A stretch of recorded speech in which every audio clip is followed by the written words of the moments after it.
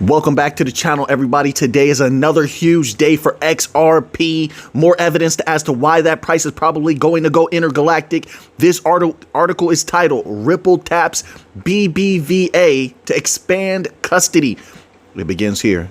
San Francisco-based blockchain payments firm Ripple Labs Inc. is set to expand its footprint in Spain through a partnership with BBVA, Banco Bilbao Vizcaya Argentaria. It announced the move on X September the 9th today, citing that the partnership is a response to the growing demand for cryptocurrencies or crypto-based assets. Let's not kid ourselves. Ripple has been deep in Spain for a long time. We've discussed this many times. We saw them developing this is a great indicator, actually. This shows that those places where Ripple has had partnerships, has had dealings for a long time, that these are now coming to fruition, which means we could look at a lot of other places and we could extrapolate that this is probably going to happen there as well. A lot of places, this is probably going to happen in Latin America. A lot of places, this is probably going to happen in Southeast Asia. There's big partnerships coming. I mean, if what we're seeing is accurate and true, this is good. Very good. Let's continue on here. And then that custody aspect. Folks, all these companies believe in package deals. It's not going to stop at custody. What have they all been talking about lately? If you've been reading the banking documents and things related to that and movement of money within these industries, financial industry, what did you see the articles that came out recently? Liquidity. They've been talking about liquidity problems. Yes? Right. Liquidity. Interoperability. They even have the traditional companies talking about interoperability because they have a problem. They have a problem with that now. I have to get used to these grays. It looks like something's on my nose, but it's not. It's just gray hairs, but I'm still getting used to it. Bear with me. Liquidity, interoperability. I said this, they've been sounding like the Bankcoin companies, but you know why? It's because the Bankcoin companies knew all along the weaknesses that the legacy system had, but the legacy system was keeping it quiet like it's a secret. But now it's so obvious, they can't avoid it. See, when you go against something for so long, like what the legacy system did with the Bankcoin companies, and now you do this 360 in the public eye, you have to now justify. The public and others are going to say, justify why you're making such a dramatic turn. Now the truth has to come out. Oh, well, we need this technology because of liquidity problems, interoperability, fragmentation. They even talked about fragmentation. Right. We've got them right where we want them. We're in position to take that bank money. Not financial advice, of course, just my humble opinion. It continues on here. BBVA boost Bitcoin and ETH trading with Ripple custody.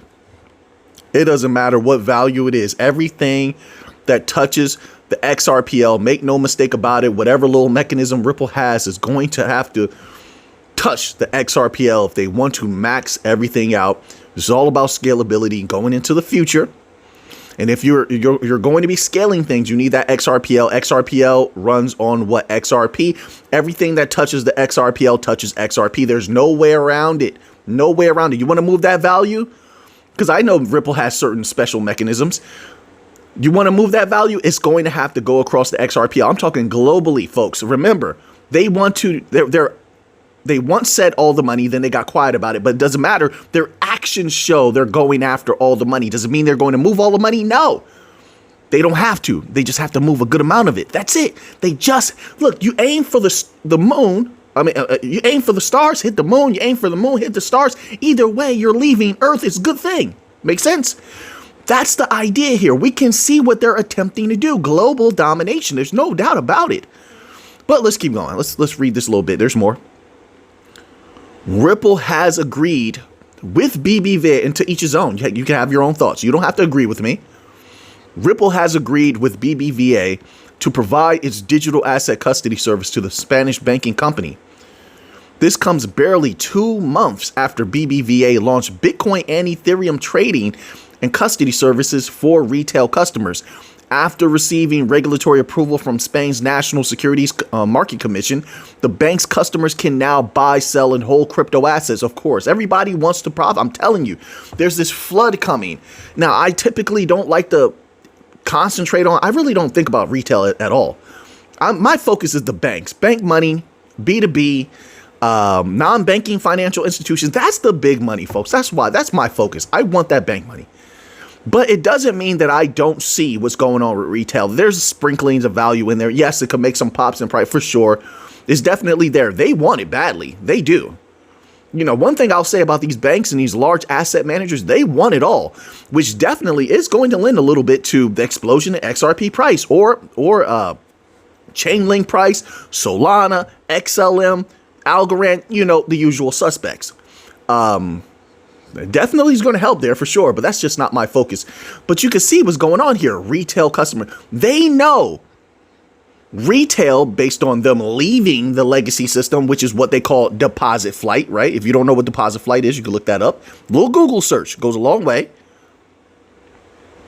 But they know customers are willing to move. So if they're willing to leave the banks to go to NBFIs, they can come back. What did the bank say last week in those documents? They said they're looking for ways to utilize DLT technology to bring customers back. That's an eye-opener, which is, I mean, this is the business. So that just makes sense. You want customers back and you're going to try to utilize these things to your advantage. That's just logical. I would do the same. That takes a big move, which means if they're successful in that, a lot of value is going to be coming to these Bankcoin blockchains and it's going to be held there. Why? Once again, listen to what the banks have said throughout the year. All these documents we read, what did they say in the beginning of the year? They're interested in staking, which another entity just talked about that as well. And they're interested in what? Lending. Another entity also spoke about that recently as well, but they really went into depth with it at the beginning of the year in those bank documents. Lending and staking, they're going to be holding value here, folks. They want that yield. What does that do to the price? Depending on how much, I mean, I think they're going to take a huge swath. A large amount of value is going to be held on chain. And it's going to touch all of them, period. And when I say all of them, I mean the top bank coins. That's what I mean. It's going to touch XRP. All right. That's why you have companies, and I'm just going to reference Flare because it comes to the forefront of my mind. That's why you have them working at a breakneck pace like they are, trying to ensure there's no bugs in the system, etc., whatever. So people can do staking and lending. And what's the other thing that they do? Staking, lending. There's another way that you earn yield. Staking is similar to staking. It's like you're allocating your value to this this entity to utilize, but then you earn yield off of it. I can't remember what it's called, but that type of thing as well. Whatever that's called. Somebody, if you know what it is, please put it in the comment section. If you like this type of content, also take those powerful hands of yours, go like this and hit that like button. You know I appreciate that. All right. It continues. After receiving regulatory approval from Spain's National Securities Market Commission, the bank's customers can now buy, sell, and hold crypto assets. I feel like they already iterated that at the top. This development removes the need for customers to rely on third-party platforms or custodians. That also saves a lot of capital. Now it is introducing Ripple Custody, the institutional-grade digital asset self-custody technology of the Brad Garlinghouse-led firm. This way, the goal for the BTC and ETH trading is achieved through a secure custody service for tokenized assets. You think this is not going to be packaged together? No way. No way. Already, I don't know if people saw the videos, a few videos back, where I covered the article on the great wealth transfer, which is already begun. Once again, YouTube was having some problems, so I don't know if everybody saw those videos, but if not, you can go scroll back. Just look at that first chapter. It's within one of those first chapters. And then you can take that article and then go to Google, type in that article, pull up that article for yourself, and look at what's happening with the great wealth transfer. It already has begun. They're going to, and it's accelerating. That's the news. That was the big news. It's accelerating. And it's like, shh, people are not talking about that. I don't know why. Or I've seen some speak about it as if it's to happen. No, it's happening right now. The thing is, that's going to be tokenized. That value is going to move. If it flows through the XRPL or Chainlink, Solana, whatever, XLM, folks, those prices are going to explode. That's why we have to know. We have to know what to look for, and then we can estimate when we believe. This is up to the individual. I say trust yourself more than anyone else. That's what I will say that. You'll know when to make what moves. Not financial advice. That's why I'm saying trust yourself. But you have to know what the catalysts are in order to know when something is going to occur to be able to make those decisions to make movements. It says generally this marks a significant pivot of traditional banks towards cryptocurrencies. Why? The time is coming. The golden age of crypto, the door swings just that much wider open. They're all getting ready. These TradFi entities have become more relaxed around this asset class. It was a setup from the beginning. They did the same thing with the internet. Oh, the internet is bad. Then what happened? They took over the internet completely. They own the internet now. It wasn't like that in the mid 90s. It was the wild, wild west on the internet. Now Google and a lot of these other companies such like that, they run things. But at first it was so bad. The internet is such a bad thing. Now look what's happening. Rinse and repeat. Oh, crypto bad. Now they're taking over crypto. Suddenly crypto is good. Right. And those are the moments where the most value is made. When they took over the internet, what happened? The internet, boom. Now they're taking over crypto. What do you think is going to happen? It hasn't begun yet. These prices are pretty good. They're much better than in the bloody bear market. But if time repeats itself or it's similar, it rhymes, whatever you want to say, there's going to be a crypto boom. And because most of the companies aren't in yet, but we see a great deal of them entering and they're declaring that most companies will get into crypto, there's going to be a crypto boom in prices like the likes of which people don't expect, but they didn't expect it back then either.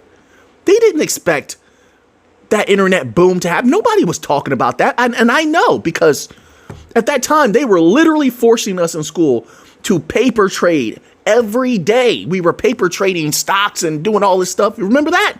I don't know if they do that anymore. You remember? And they weren't talking about that back then. And they're not talking about this massive explosion that is to come now. Why that is? I mean, we're left to speculate on that, but I see what's coming. I only speak for myself. I see what's coming. And will it last forever? No, I want to make that clear. You know, I don't know why some people may take it that way. No, it doesn't last forever. You got 2-3 explosions, in my humble opinion. 2-3 explosions. Boom, boom, boom. And it's going to be up to the individuals to act on that, not financial advice. What you do is up to you in those moments. But that's why they're relaxed. To circle back around, to close everything out. With this particular article. That's why they're relaxed. It's their time. The rest of this they feel is going to be easy. Everything's being set up now. Unleashed. All right. So now let's move on here. I felt like I had a Solana article here. I thought I did, but oh, here's a little bit of Bitcoin news. Here we go. So this article is titled U.S. Treasury faces a 90-day deadline. So in 90 days, we're going to find something out. 90-day deadline to map out strategic Bitcoin reserve. The world is heavily influenced by what the U.S. does. They want to profit off that. So they're just waiting. They're waiting to see what the U.S. does. We already have a bunch of other countries that want Bitcoin reserves. It says here. Lawmakers want custody partners, legal authority, and cyber safeguards detailed before the U.S. locks in a first ever federal crypto hoard. It says here, lawmakers in Washington are now weighing how the federal government should approach custody of Bitcoin and other digital assets. A new bill, H.R. 1566, so now you can look it up, directs the Treasury Department to prepare prepare a comprehensive report on the feasibility of creating both a strategic Bitcoin reserve and a wider digital asset stockpile. Right there. Now, I love that Bitcoin reserve. I particularly believe that Bitcoin is going to skyrocket from where it is now. You don't have to agree with that. Right here, this digital asset stockpile. What did they say was going to be in that? Huh? Let's continue on. I don't want to go back to talk about the bank coins, etc. I could.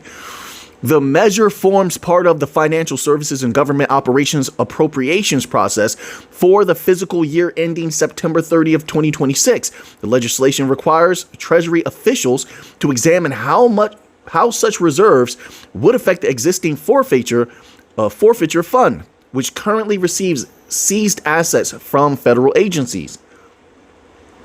The bill also calls for an explanation of how Bitcoin and other tokens would be represented on the federal balance sheet. I don't see that as being very complicated, which would clarify how the U.S. accounts for digital holdings. Another requirement in the bill is transparency regarding custody partners and the security of digital assets. Considering this, the bill instructs the U.S. Treasury to outline custody models, legal authority, cybersecurity protections, and interagency procedures for transferring and storing digital assets. I feel like, am I the only one who feels like when the governments get involved, they just overcomplicate everything when it can be very much simplified? Very much simplified. I think one of the reasons for that is that there's a lot of positions, just my humble opinion, I mean no disrespect. There are a lot of positions where they really don't have to work too hard, but they want to seem busy. I've seen this at a lot of companies. There's people who they have a position where they really don't do much if you look into it, but they appear very busy. They'll stack their schedule with things that are very facile, very superficial. But if you really look into it, it's really nothing. I think that's a lot of what goes on here, and it comes across as overly as complication. Making things overly complicated that could be simplified. Just my humble opinion. I think that's what we're seeing. The lawmakers further requested the identification of potential third-party contractors. Who's close to the government and DLT technology? Who? You know who. Third-party contractors who could manage custody. Did you make it to this part in the video? This is getting good, is it not? If you like this type of content, this right here is powerful. Take those powerful hands of yours and hit that like button. Third-party contractors who can manage custody on behalf of the government. We just read an article about Ripple and their custody services. 1. 2, they've been very close with the government for years. Faster Payments Council, Faster Payments Task Force. They have former government officials as a part of Ripple. At least they did at one time. I haven't heard that they've left the company, so they must still be with the company. I will assume that until I hear otherwise.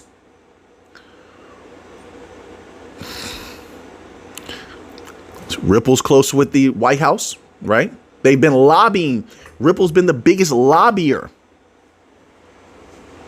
in crypto for a multitude of years. You don't think that's going to come in handy when it comes to pushing XRP, the XRPL of Ripple products? I think it will. Who else is close to the White House? Stellar, XLM. Oh, we got phone calls from the White House. Right. You think we forgot about that? No, we didn't. I didn't forget. You thought they hope I forget. I don't forget. Not something like that. Who else is close to the White House?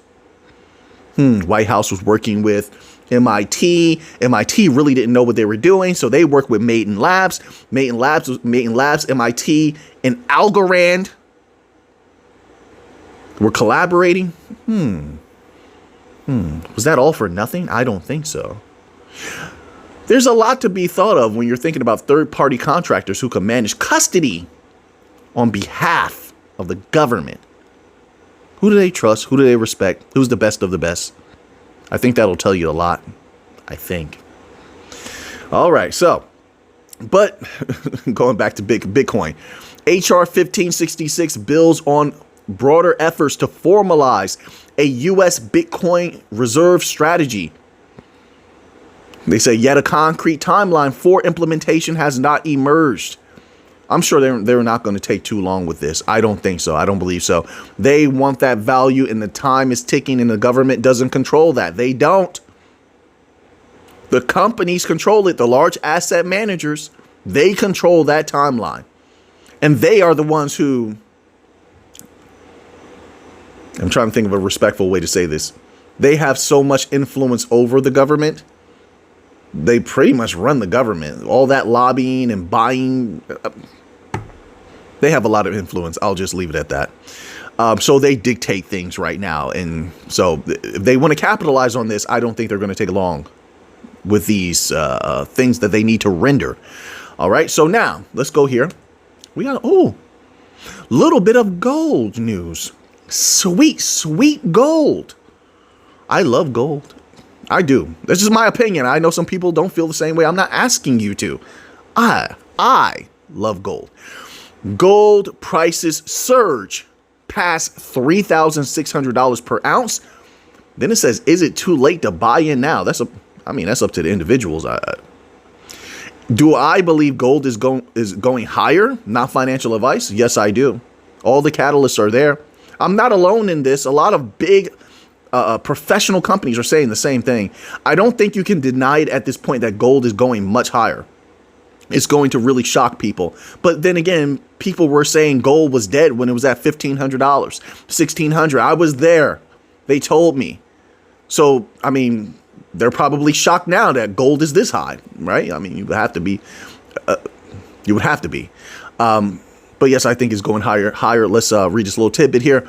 As global uncertainty continues to mount, investors have been piling into gold, which many consider the ultimate safe haven asset. That in turn led the price of gold to surge past $3,600 per ounce on Monday morning, a new record high and a stunning increase of over $1,000 per ounce compared to just 1 year ago.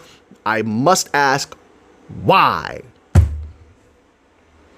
You answer that question, you'll start to see that there are other things attached to the very same system that these companies are protecting themselves from. Those assets that are going to benefit from the downfall of that system are going to skyrocket. They're protecting themselves from something. The question is what? All right. Hey, to each his own. If you don't, to each his own. They're buying up this gold for a reason. That's hardly the first time we've seen the price of gold climb in 2025, though. Despite some temporary lows and price dips, precious metal has been a star performer, as I thought it would be, as I said it would be, for much of this year, climbing by around 38% since January 1st, when the price was sitting at about $2,624 per ounce. Still, many potential investors are watching from the sidelines. All right, to each his own. That's what they chose to do. That's their choice, to be on the sidelines.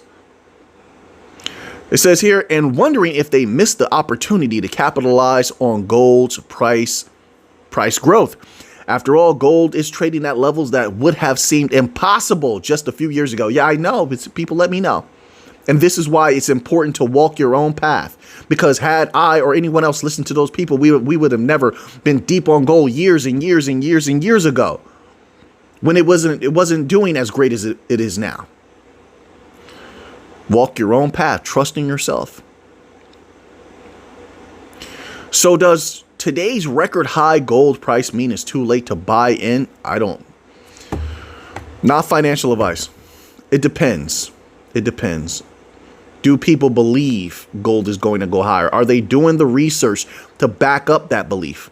To see, because if you don't, you're not going to have that conviction. You're not going to understand why it may continue to go. I think research is the most important aspect in profiting off of things in this modern age. You must see it yourself and know. Or else I don't believe one will be able to capitalize on particular things and max out that capitalization. It says, or should investors still consider a gold purchase now? Once again, that's up to the individual. That's how I feel about that. All right, so let's see. Is it too late to buy gold as prices surge? I'm not going to go into that. Let's see here. Oh, here we go. Now, this is the part I like. Let's see if we squeeze this in. Analysts think the price of gold could go higher. Historically, upticks in gold price are often followed by temporary dips as investors take profits. Right now, though, analysts are doubling down on gold. Yes, all the catalysts remain, just like they do for Bitcoin. It says, with Goldman Sachs research predicting gold to rise over $3,700 per ounce by the end of 2025. Yes, I can see that. I beg your pardon. A little air in my chest. I beg your pardon. I could see that happening. 3,700 easily. And the bank outlined a baseline forecast for a surge to $4,000 an ounce. I believe that as well could happen next year, but I believe that that's in the cards for gold. I do. Goldman isn't. Why aren't they putting more of the company? There's been so many companies saying over $4,000 this last 3 months. Just Goldman and J.P. Morgan. It says Goldman isn't alone. Then you have J.P. Morgan expects gold prices to average $3,675 per ounce by the fourth quarter, and to climb to $4,000 mid 2026. Okay, that's reasonable. Meanwhile, UBS upgraded its gold forecast to between $3,700 and $4,000 an ounce by mid-2026. They're all on the same page. I'm on that page as well. I think gold could go a little bit higher than $4,000, to be quite honest. But we shall see. I like to watch. I like to adjust.